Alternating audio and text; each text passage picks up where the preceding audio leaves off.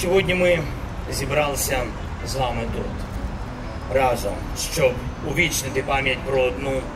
з найстрашніших трагедій в історії України, трагедії кримськотатарського народу, геноцид і депортацію, зло,